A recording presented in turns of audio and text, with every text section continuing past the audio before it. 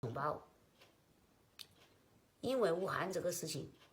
武汉这个瘟疫，都是有计谋、有计划发出来这个瘟疫，因为是政党里面你搞我，我搞我的事情，牺牲的是我们平民老百姓，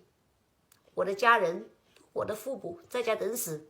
没有人关心我们平民老百姓的性命，有钱也买不到药，有钱也买不到病房。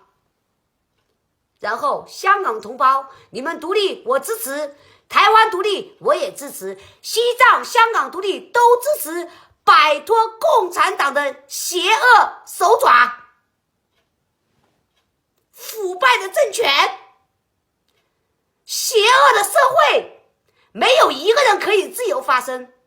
没有一个人，只有一个人自由发声，就去警察局喝茶、拘留、判刑，法律是他们判的，不是我们来说的，他们能说判几多年就能判几多年，律师都没有用的，有一个正义的律师都会关起来，他不会为正生而说话，因为他们有邪恶的政权压迫下不能正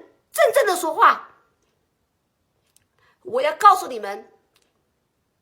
一个人牺牲，两个人牺牲，革命肯定是有血有肉来牺牲。我想站出来，我暴露出来，我就要站出来，我就要牺牲，为我的父母，为我的家人，为我以后的后代可以自由的生活。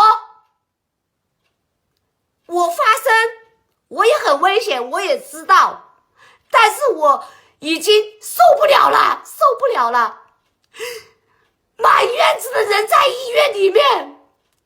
没有病床，没有医药， CCTV 讲的那个新闻全部都是假的，全部。他们的吼声，他们的叫声我看到了，我要发声，我要为我自己发声，我要为我武汉的人民发声，我要为中国同胞发声。